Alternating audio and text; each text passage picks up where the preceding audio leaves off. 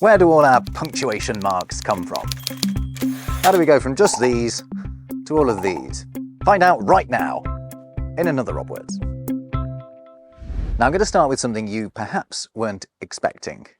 This.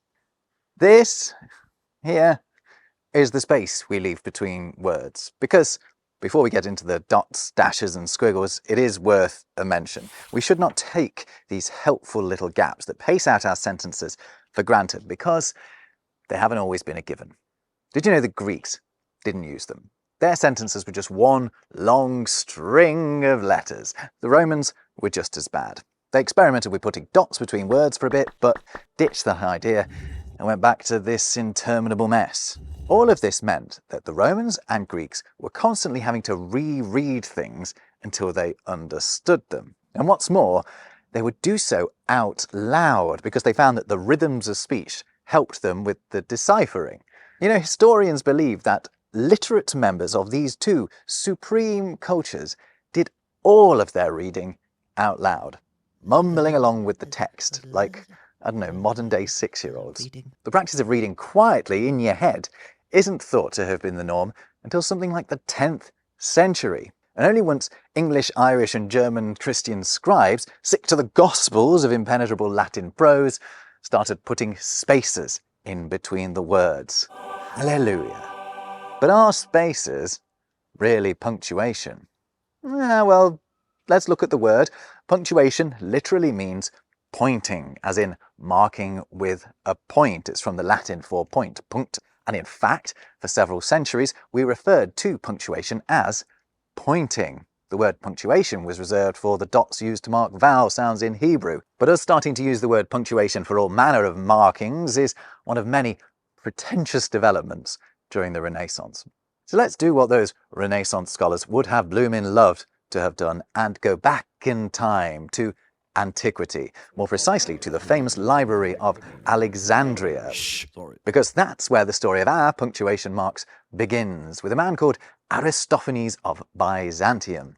In around the 2nd century BC, he proposed a system to solve the problem of the unreadability of Greek writing, which had already hit a low point. Actually, that's precisely what he proposed, a low point, and a middle point, and a high point. Aristophanes put forward a system where dots could be used to mark in sentences where pauses of different lengths should occur. The middle one marked the shortest break, the bottom one a little bit longer, and the top one longer still. These were called comma, colon, and periodos. Familiar, right? Seems like a game changer, doesn't it? Well, no, the Romans had no interest in the idea and the practice died out. However, hallelujah once more, because in the 6th century, Christian writers began to use punctuation again to help clarify their writings. They were much more keen on spreading their religion on paper than the pagan polytheists who'd come before them. You see, they'd written this book called the Bible, and it was like a Bible to them, and they wanted to leave minimal space for ambiguity when spreading the word of God. Punctuation was a great way to do that. So they reverted back to something very similar to Aristophanes' system. However, instead of representing pauses, the dots played a grammatical role, which is what punctuation does to this day. The periodos, having been rechristened the distinctio finalis, was now the marker of the end of a sentence, and the colon and comma broke the sentence up into clauses. So now we're getting there, aren't we? But then a problem arose. These 3 points worked well with the consistent heights of Roman majuscule lettering, what we call capital or uppercase today. But scribes had also started to write with lowercase, minuscule letters of different heights, with tall stretchy bits and pendulous dangly bits. And suddenly it was less easy to tell whether a dot was at the bottom, at the top, or somewhere in the middle. So the system all but falls apart, and just one of those dots survives. But that dot is with us right now. It is the period, or full stop, because that is what it originally marked. Meanwhile, a new way of denoting a mid-sentence pause had emerged. It was called the virgule, and was like a forward slash. However, over time, it shrunk, gained a cute little curl, and became our comma, named after Aristophanes' original marker. Incidentally, a comma is still called a virgule in French and a virgola in Italian. I bet I've said that wrong, sorry. Anyway, scholars from both countries played a huge part in all of this. So that's the period / full stop and comma covered, but what happened with the colon and its half-sibling, the semicolon? Well, the colon, despite sharing a name with one of Aristophanes' OG pause markers, actually started out life as this, the punctus elevatus. It was originally used in the notation of Gregorian chants, and it told whoever was doing the chanting, a monk I guess, that they were supposed to both pause and change tone at this point, hence the two elements to it. That pause was a medium length pause, and we now use a simplified version of it for something similar, at the start of a list or when further explanation is on the way. The semicolon originates in another similar looking symbol, the punctus versus, or facing mark. It was used by medieval scribes to denote the end of a sentence, and that usage hasn't changed as much as you might think, because very often you can just replace a semicolon with a full stop, and your writing still makes perfect sense. It's quite common for people to struggle with the different uses of colons and semicolons these days. I think it's partly because, despite the colon looking the more final of the two, in my view, it just looks harder than a semi. It's actually only the semicolon that can be replaced by a full stop. The semicolon joins two independent clauses. Here's an example. The internet can be a dangerous place. It's important to protect yourself online. You see, you could just as well write that as two sentences divided by a full stop. Meanwhile, the colon introduces information set up by what's come before it. For example, luckily, there's a solution. NordVPN, who have very kindly sponsored this video. NordVPN has all the benefits of a regular VPN and so much more. Yes, it'll help you change your online location to protect your privacy and allow you to access streaming content from anywhere in the world, but its Threat Protection Pro feature keeps you, your data, and your money extra safe. It'll scan any files you download for malware, direct you away from websites known for scamming people, and block harmful pop-ups. I have NordVPN switched on all the time. I researched this video at a cafe on an unsecured Wi-Fi network, but NordVPN kept me safe from online snoopers, and I can have it on up to 10 devices. So use my special link, nordvpn.com/robwordsvpn, to get an exclusive deal with 4 extra months for free on the 2-year plan. There's a 30-day money-back guarantee, so just give it a go. Now, a huge question mark hangs over the origin of the question mark. But shall I just start with the leading theory? Is that our most charismatic of punctuation marks started out as this, the punctus interrogativus. Sounds promising, doesn't it? I mean, that literally means question mark. This guy came about around 1200 years ago in the court of Charlemagne, the first Holy Roman Emperor. The earliest usage we know of is in documents like this one from old Charlie's scriptorium in the beautiful city of Aachen. Check it out. It appears 3 times on this page alone. Here, here, and here. And in every case, it's at the end of a question. You see that quid? That means what in Latin. And what that ascending squiggly line over a dot is telling the reader, so whoever's singing or reciting these lines, to do is to raise their intonation, then stop, which is what we do when we ask a question, right? So it seems pretty open and shut to me that that eventually becomes our question mark. The problem is we don't have much evidence of the intermediate stages, and there is a big gap between those documents and it popping up elsewhere. However, the theory is still better than the alternatives, one of which is that the question mark started out life as an Egyptian hieroglyph of a cat's tail. Cats apparently curl their tails when they're curious about something. The Egyptians did love cats, but I couldn't find that hieroglyph. Plus, what's the dot supposed to represent? Another more complete theory is that it's formed from the first and last letters of the Latin word for a question, quaestio. Monks would sometimes save space by writing letters on top of one another, like the squiggle on the top of some N's in Spanish, the ñ, started out as an N on top of another N. Anyway, the writing of that Q and O may have got sloppier and sloppier over time until we got to what we have now. But again, where's the evidence of these intermediate phases? If you've got some, let me know. So I'm giving the boffins in Charlemagne's scriptorium the credit for the question mark. However, the Quaestio theory has one other thing going for it. It fits very neatly with the leading theory about another punctuation mark, the bang! Also known as the exclamation mark / point. So it's thought that this line over a dot started out life as a line next to a circle, spelling out yo, which is itself a Latin exclamation. It could be used to suggest joy, like hooray, or it could just draw attention to something, like yo, yo. I can't do that convincingly. Again, thrifty scribes wanting to save on paper supposedly started to put the I above the O, and that gradually simplified into something called the punctus admirativus or punctus exclamtivus, which becomes exclamation mark / point. I mentioned this is also called a bang, hence the emphatic questioning symbol that never really caught on is called the interrobang. It is an interrogative, i.e. questioning, bang. Printers apparently have lots of other nicknames for the exclamation mark too. Among them, the screamer, the gasper, and the dog's I'm not saying that one. Whatever they're called, one must be careful not to overuse them, lest one seem uncoolly over-enthusiastic or even out-and-out insane.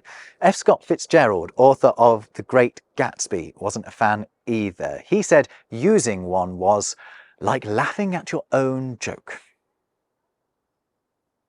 Okay, what's going on with these?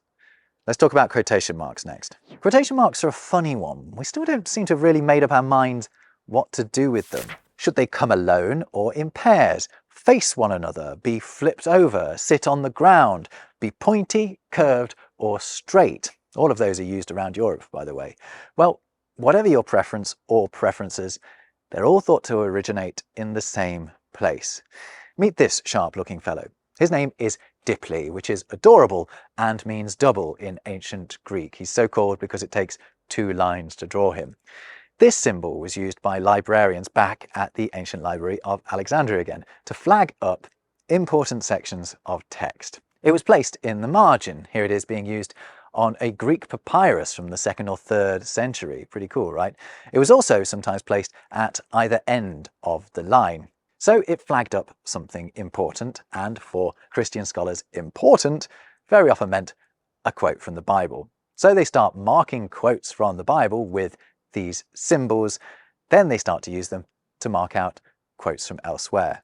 In the meantime, the printing press comes along and it becomes awkward to put these chevrons in the margin, so they migrate into the body of the text itself, neatly bookending, is that a pun? If it is, excuse it, these quotes. But another problem thrown up by the pressers is that printers didn't have a cute little Dipley to use, so they improvise, drafting in things like commas to use instead. But to mark them out from other commas, they inverted them, hence the inverted commas, or they doubled them, or they did both. Ta-da! A few European languages still mark out quotes with a double Dipley, so double, double, double. This system appears to have been pioneered by a fellow called Guillaume, because they were named after him. Now these pairs of Dipley are rather similar to the angle brackets we sometimes use today, or chevrons, aren't they? So let's go there next. Brackets or parentheses start to pop up in manuscripts from around the 14th century onwards. To start with, they are indeed pointy, but by the 16th century they have taken on a smoother shape. Here they are being somewhat overused in a text from that period. They'd smoothened sufficiently enough for the theologian Erasmus to coin a darling new name for them. He described how asides could be marked out with 2 little moons, which he called lunulae.